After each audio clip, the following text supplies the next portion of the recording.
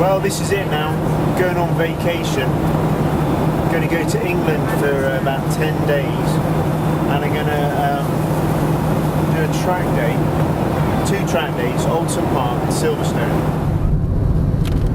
Oh my god, look at that. Well, here it is. Typical British summer's morning. A little bit bleak. I've had a look at my bike. Tyres look a bit crap, a bit worried about that. They were like totally spent takeoffs, but well, they don't even match. But this is it. Let's go to the riders' meeting. The track facilities were superb, even having a kitchen that served a full English breakfast. Here we see some typical English sports bike enthusiasts tucking into a cup of tea. So, having stuffed my face with baked beans, bacon and black pudding, I prayed for the fog to lift. Not necessarily on the circuit, but the runners. Okay?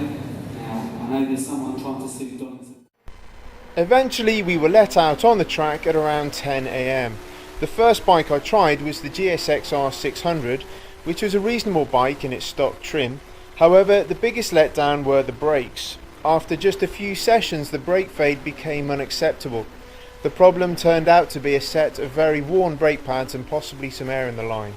Without the means to fix these very basic problems, the bike renters let me take out their 750 instead. Strangely enough, the 750 proved to be even worse.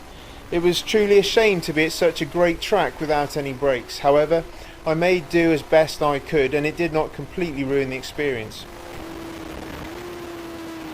I would definitely recommend Oldham Park to any visitors to the UK. It is a fast flowing circuit around a beautiful country park with some great elevation changes, somewhat reminiscent perhaps of VIR.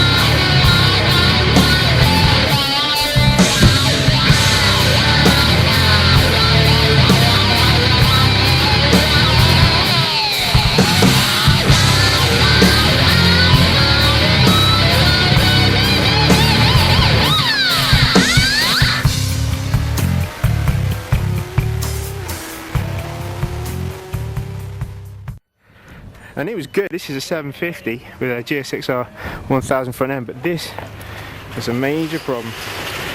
That nearly caught me out a couple of times.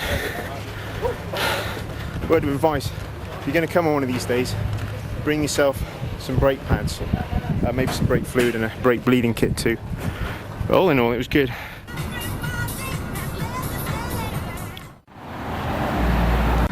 Well, here I am, about 50 miles from London at the Silverstone track here, and as you can see there's a few riders here who've come and they've stayed the night at the Travel Lodge. Now over there, famous in Britain, Little Chef, the closest thing to a Waffle House. Very exciting, fire blades everywhere. Silverstone simply blew me away with the standard of its facilities. For some reason I expected it to be crap, but it wasn't. World class is the only way to describe it. You could almost smell the Formula One. Wow, look at that. How cool is that? How cool is that? That's Formula One Grand Prix grid right there. We're going to have a riders meeting in a minute. They race all kinds of vehicles at Silverstone. Another surprise were the sheer number of riders at this track day. There were over 220 riders there. That's about 73 riders per group for the fast, medium and slow. Check out that, how many bikes are there?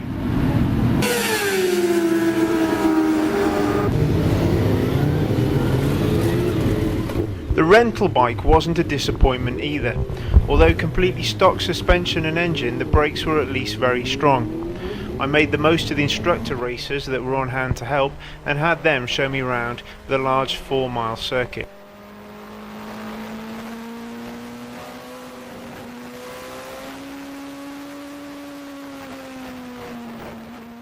Opened as an RAF Bomber Command airfield in 1943, Silverstone has been one of the best known tracks in the racing world since the 1960s.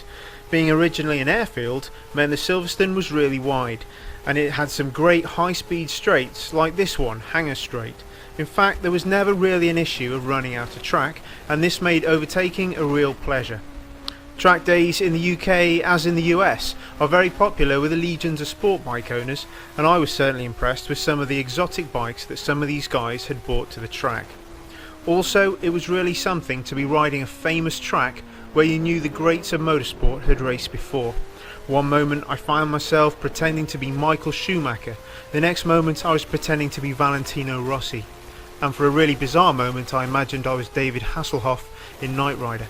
But anyway, Silverstone was probably one of the best tracks I've ever been to, and as such, it was really a shame that I wasn't going to get the chance to actually race on it.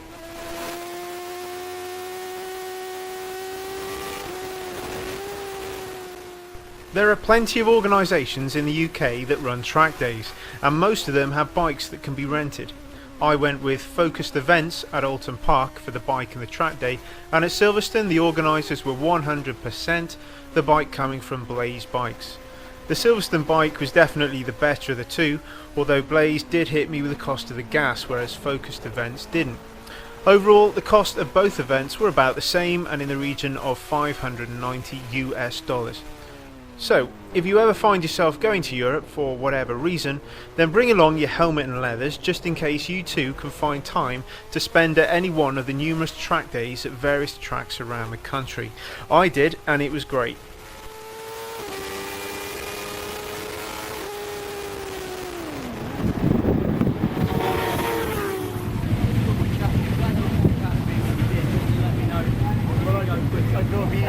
This is Max. Max used to do what? British Superbike? Yeah, 98 British Superbike, privateer. Privateer entering the British Superbikes. And the same and other guys available to help novices like me learn the track. So thanks a lot. They're doing really good first time around here. Looks like this guy knows what he's doing. You have to say that louder. I'm doing really good for the first time out here. Thanks a lot, mate. Appreciate you down the end there. God knows what's happened. Let's go and have a look. Oh dear. That's a shame, isn't it?